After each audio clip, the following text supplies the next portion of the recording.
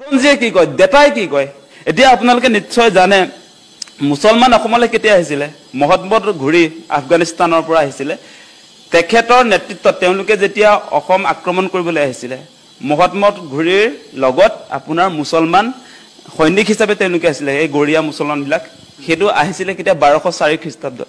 1204 চনত আহোমৰ অহাৰ পূৰ্বে দেই হেতু প্ৰথম দাতা মহম্মদ ঘুৰিৰ সৈন্যবাহিনী হিচাপে আহিছিলে সেই সময়ত কিছু সংখ্যক মানুহ ইয়াত থাকি গল যুদ্ধবন্দী হৈ গৈছে নহয় বহুত মানুহ আৰু তেনেকৈ থাকি গল মিৰ্জুমলাৰ অসম আক্ৰমণৰ সময়তো আপোনালোকে জানে সেই কথা সেই সময়তো ইয়াতটো আহোম ৰজাইটো আপোনাৰ বন্দী কৰি ৰাখিলে আমাৰ যিসকল মুছলমান সৈনিক আহিছিলে মিৰ্জুমলাৰ লগত গতিকে আমি সেই মুছলমান সাম্ৰাজ্যবাদী সকলে যেতিয়া অসম আক্ৰমণ কৰিছিলে আমি যে খেদি পঠিয়াইছিল কিছু ইয়াতটো বন্দী কৰি ৰাখিছিল সেইবিলাক থাকি গল হেতু ইতিহাস কৈ আছো আপোনাক তাৰ পাছত আপোনালোকে জানে ইয়াণ্ডাবু সন্ধি 1826 চনত যেতিয়া সংঘটিত হল সেই সময়ছোৱাত ইয়াণ্ডাবু সন্ধি কাৰ লগত হৈছিল মান আৰু আপোনাৰ ব্ৰিটিছৰ লগত আমাৰ লগত হোৱা নাছিল সেই সময়ত আমাৰ 27 লাখ মান জনসংখ্যা আছিল অসমত 1826 চন মানত সেই সময়ত আপোনাৰ মানেটো অসমত কচু কটা দিছিল কাটি মানুহক মানে আপোনাৰ মাৰি কাটি শেষে কৰি দিছিল 8-9 লাখ জনসংখ্যা কাটি দিছিল মানে অসমটো একদম খালি হৈ গৈছিল মোটামুটি সেই সময়ত আপোনাৰ ব্ৰিটিছে অসমত আহি মানৰ লগত চুক্তি কৰিলে মানৰ চুক্তি অনুসৰি কি হৈছে ইয়াতে আপোনাৰ তেওঁলোকে ব্ৰিটিছৰ অধীনলৈ গৈছে মান গুছি গল অসমৰ পৰা ব্ৰিটিছ আহিলে ব্ৰিটিছে ইয়াত কি হৈছে সম্পদ লুণ্ঠনৰ কাৰণে আহিছিলে জানে আপোনালোকে তেওঁলোকৰ ইষ্ট ইণ্ডিয়া কোম্পানী ইয়াত তেওঁলোকৰ চিফ কমিশনাৰ বিলাক আছিলে গভৰ্ণৰ জেনেৰেল বিলাক আছিলে কমপ্লিটলি আপোনাৰ আহোম ৰাজত্বৰ পৰা আপোনাৰ ইষ্ট ইণ্ডিয়া কোম্পানীৰ হাতলৈ ব্ৰিটিছ চৰকাৰৰ হাতলৈ আমাৰ শাসনভাৰ গুছি গৈছিল সেই সময়ছোৱাত আপোনালোকক মুছলমানে কেনেকে আমাৰ ইয়াত সোমাবলৈ পালে সেই কথাটো যদি চাই আপোনালোকে ডেটা যদি চাবলৈ যায় তথ্যই কয় যে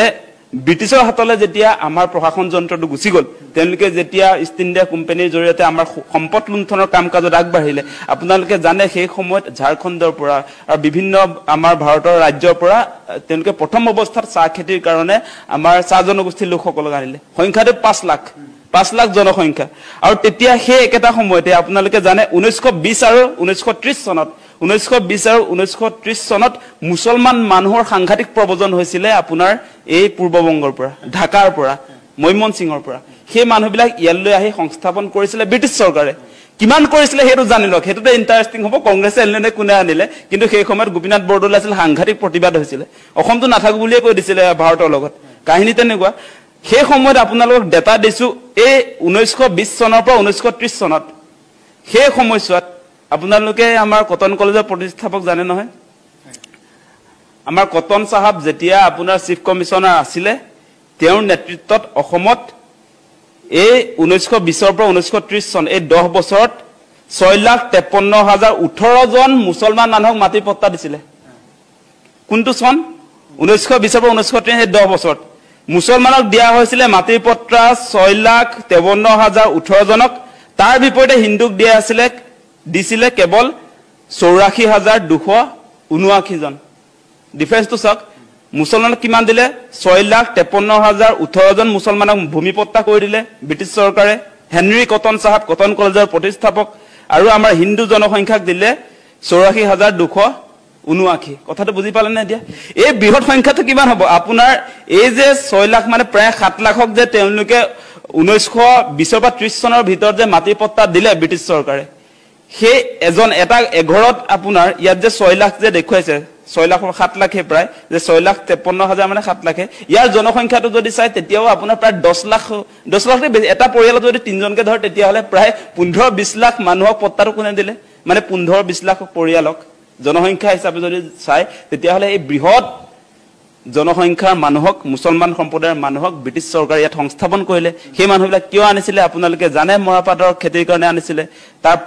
পাছত আপোনাৰ ধানৰ খেতিৰ কাৰণে কিছু মানুহ ইয়াত অনা হৈছিল মূল খেতিটো আছিল আপোনাৰ উজনি অসমৰ ক্ষেত্ৰত যেনেকৈ আপোনাৰ চাহ জনগোষ্ঠীক আনিছিলে 5 লাখ মান আৰু নামনি অসমৰ ক্ষেত্ৰত প্ৰায় 6-7 লাখ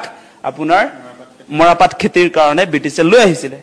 আৰু অসমীয়া মানুহে খেতি কৰিব নোৱাৰে বুলি তেওঁলোকে ভাবিছিল মৰাপাটৰ খেতিটো অসমীয়া মানুহে তেতিয়ালৈকে কৰা নাছিল নাজানে গতিকে সেই মানুহবিলাক আনিছিল ব্ৰিটিছে সংস্থাপন কৰিছিল গতিকে এই কথা বতৰাবিলাক আমি জানিব লাগিব আৰু আমাৰ যেটো ডেটা সেই ডেটা অনুসৰি এই ডেটাৰ লগত কিন্তু এটা কথা আমি যদি মিলাই চাই আজিৰ দিনটোৰ যদি মিলাই চাই তেতিয়া হলে চাব এই এনআৰসি যে আপডেট কৰিলে সেই এনআৰসিত সেই কাৰণে মুছলমানৰ আপোনাৰ বহিৰাগতৰ সংখ্যা অবৈধ বিদেশী সংখ্যাটো কম মানে 1.5 লাখ বা 2 লাখ হ'ব আপোনাৰ হিন্দু বাংলাদেশৰ সংখ্যা 18 লাখ হে প্ৰ্যাকটিক্যাল কথাটো বুজি লওক সৰকাৰে এনআৰসি আপডেট কৰিছে দেই এটো আকাশ দলে কৰা নাই কথাটো কৈছো মই আপোনালোকে সকলোৱে জানে এতিয়া এনআৰসি খচৰাখন ফাইনেল হোৱাৰ পাছত কিয় এই মুহূৰ্তলৈকে বিদেশী বিতৰণৰ ব্যৱস্থা কৰা নাই কাৰণটো হৈছে যে সেই এনআৰসিৰ খচৰাত চূড়ান্ত তালিকাত হিন্দু বাংলাদেশীহে তাত আছে প্ৰায় 17 লাখ মান আছে কাহিনী বুজি পাইছে নাই কিন্তু অবৈধ মুছলমান সংস্থাপনৰ ক্ষেত্ৰত ব্ৰিটিছ চৰকাৰে আনিছিলে সেই কথা দেতাই কয় তাৰ প্ৰমাণ পত্তা কোনে দিছিলে হেনৰি কটন 1920 পৰা 1930 লৈকে কিমানক দিছিলে 6,53,000 লোকক দিছিলে তাৰ বিপৰীতে অসমৰ থলুৱা মানুহক কিমান দিছিলে 84,000 গতে সেই কথাবিলাক নাজানিলে এনে বিতৰ্ক কৰি লাভ নাই গতিকে আপুনি সেই কাৰণে এতিয়া মিয়াক খেদিম বুলি ক'লে মিয়াক যে বাহিৰ কৰি দিব নোৱাৰি সেই সময়তে পত্তা পায় তেওঁলোকৰ কাগজ পত্ৰ ক্লিয়াৰে হৈ আছে তাৰ পাছত কিছু সংখ্যক আহিছে কাৰ কাৰণে আহিছে যে আমাৰ সুপাধিলা নীতিৰ কাৰণে আমি যে সীমা সমস্যাবিলাক সমাধান কৰিব পৰা নাই কাটাতাৰ ব্যৱস্থা কৰিব পৰা নাই আজি বিজেপি চৰকাৰেতো তাত সীমাত গৈ প্ৰথম যেতিয়া সৰ্বানন্দ সোণোৱাল মুখ্যমন্ত্ৰী হল 1 ইঞ্চিও বাংলাদেশিক মাটি এৰি নিদিম বুলি কৈছিল সীমা পুনৰ নামত হাজাৰ হাজাৰ বিঘা দি দিলে বাংলাদেশক দূৰবীন চাই সীমা সমস্যা সমাধান কৰিম বুলি তাতটো এটা হেৰিও চলিছিল এটা ফিল্মি ষ্টাইলত মানে তেনেকুৱা ধৰণৰ নাটকো চলিছিল কিন্তু সমাধান নহল আজিও উন্মুক্ত হৈ আছে আজি ভাৰত বাংলা সীমাত মুঠৰ ওপৰত এই সংগ্ৰামখনে আসলতে কাৰুৰ লাভ নহলেও পলিটিক্যালি হিমন্ত বিশ্ব শৰ্মাক হিৰো কৰোৱা এটা সংগ্ৰাম হৈছেগে এতিয়া কিন্তু হেতুৰ আমি সাৱধান হ'ব লাগিব আমি জনা শুনা মানুহবিলাকে যিসকল শিক্ষিত আজি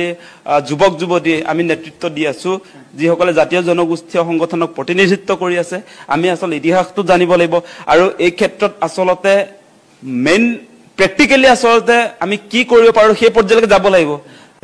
আজি বড়ো মানুহবিলাক আজি কুচ ৰাজবংশী আমাৰ ট্ৰাইবেল মানুহবিলাক সেই মানুহবিলাকৰ ওচৰলৈ যদি মিয়াবিলাক আপুনি পঠিয়ায় তেতিয়াহলে সেই মানুহবিলাকে ল'ব নেকি সেই কথাটোতো নাই গতিকে সেই কাৰণে আমিও লক্ষ্য কৰিছো যে তাতো কুচ ৰাজবংশী ছাত্ৰ সন্থা বা আমি দেখিছো বিভিন্ন কুচ জনগোষ্ঠীৰ লিডাৰক দেখিছো তেওঁলোকে কৈছে আমি কি ডাস্টবিন নেকি যে আপোনালোকে তাৰ পৰা খেদিব আমি কি ইয়াত গ্ৰহণ কৰিম সেই কথাটো নাই গতিকে ইয়াৰ কাৰণে এটা আপুনি যেটো সলিউশনৰ কথা কৈছে এতিয়া মূল কথাটো আহিছে যে মুছলমানৰ সাংঘাতিক ধৰণে জনসংখ্যা বিস্ফোৰণ হৈছে গতিকে সেই জনসংখ্যা বিস্ফোৰণ হোৱাৰ কাৰণে আমাৰ যিবিলাক আসলতে ইয়াৰ খিলঞ্জিয়া মানুহ ইয়াৰ